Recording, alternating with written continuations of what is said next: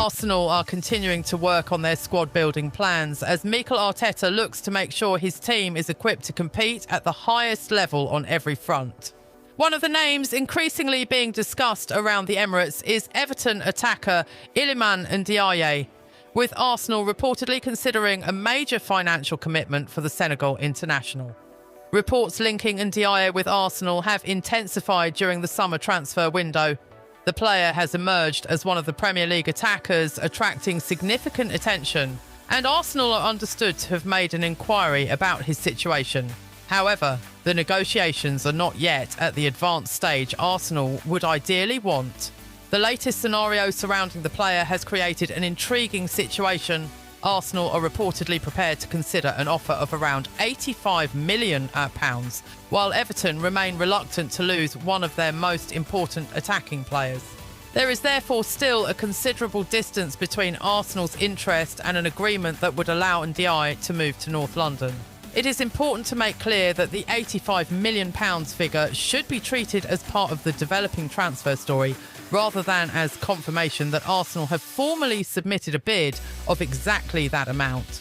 Current reporting confirms Arsenal's interest and inquiry, while other reports have suggested Everton could seek a significantly higher figure before even considering negotiations.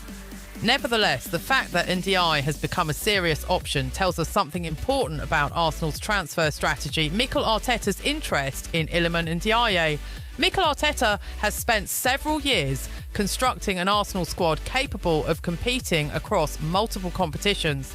His recruitment strategy has increasingly focused on players who can provide technical quality, tactical flexibility, physical intensity, and the ability to operate in different attacking positions. Ndiaye fits several of those characteristics. The Senegal international is capable of operating as a winger, attacking midfielder, or forward.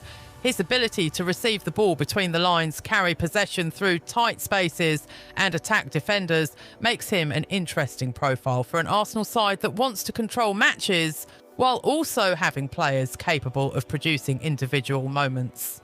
Arsenal's interest in Ndiaye has been reported alongside their pursuit of other attacking possibilities. TalkSport recently listed Ndiaye among the players Arsenal could consider after the club's interest in Vinicius Jr. failed to materialise. That does not necessarily mean Ndiaye is Arsenal's only target. Instead, it suggests that the club is keeping several possibilities open as Arteta and the recruitment department assess how best to complete the squad. Why Arsenal could consider spending £85 million. An £85 million investment would represent a major commitment. Arsenal would not be spending that kind of money simply to add another squad player. If such an offer eventually materialises, it would indicate that the club believes Ndiaye can become an important part of Arteta's attacking structure. The attraction is understandable. Ndiaye possesses qualities that can be difficult to find in one player. He can operate from wide areas but is also comfortable moving centrally. He can carry the ball, combined with teammates and attack space. That versatility could give Arteta additional tactical options. For Arsenal, this matters because modern Premier League football demands more than having 11 talented starters. A club competing for the Premier League title, Champions League success and domestic trophies needs depth. Injuries, suspensions, fixture congestion and tactical adjustments can completely change the demands placed on a squad during a season. Arteta therefore needs players who can enter the starting 11 without forcing the team to completely change its identity. Ndiaye's versatility could make him valuable in exactly that context. Arsenal's current squad-building strategy. Arsenal have already been active in strengthening the squad. The club's recruitment has focused on adding quality and increasing competition for places. Bruno Guimaraes and Christos Zolis are among the players reported as additions to Arteta's squad, while Piero Hincapié and Illan Meslier have also arrived. This tells us that Arsenal are not approaching the final stages of the transfer window with the intention of making only one isolated signing. They are attempting to build a squad. That distinction is important. A transfer such as Ndiaye's would therefore need to fit into a wider sporting plan. Arsenal would have to consider the player's position, his expected role, his salary, the transfer fee and the impact of the move on other members of the squad. Arteta also has to consider the development of younger players. Ethan Nwaneri, for example, faces competition for minutes following Arsenal's recruitment activity, and Arteta has acknowledged the importance of regular playing time in the youngsters' development. That means every incoming attacker could have consequences for the existing squad. Why Everton may resist? From Everton's perspective, selling Ndiaye would be a significant decision. The player remains an important part of David Moyes' plans, and recent reporting indicates that Everton are reluctant to sell him. The Times also reported that Ndiaye could attract substantial bids, while Everton remain unwilling to make a sale easy. That explains why the negotiation could become difficult. Arsenal may believe that £85 million represents a huge offer for the player. Everton could look at the situation differently. If Ndiaye is considered one of the club's most important attacking players, Everton would need to decide whether the financial reward of selling him outweighs the sporting damage caused by losing him. Replacing a player is not simply about receiving a transfer fee and buying another footballer. Everton would have to identify a replacement, negotiate another transfer, and integrate that player into Moyes' system. And late in the transfer window, that process becomes even more complicated.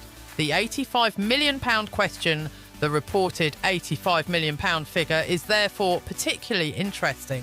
Some reporting has suggested Everton could demand around £80 million, or even begin negotiations at approximately £100 million. Former Everton scout Brian King was quoted discussing the possibility of Everton starting at £100 million, while suggesting that around £80 million could eventually be more realistic. If Arsenal were genuinely prepared to go to £85 million, the two clubs could potentially find themselves within negotiating distance, but that does not mean an agreement would automatically follow.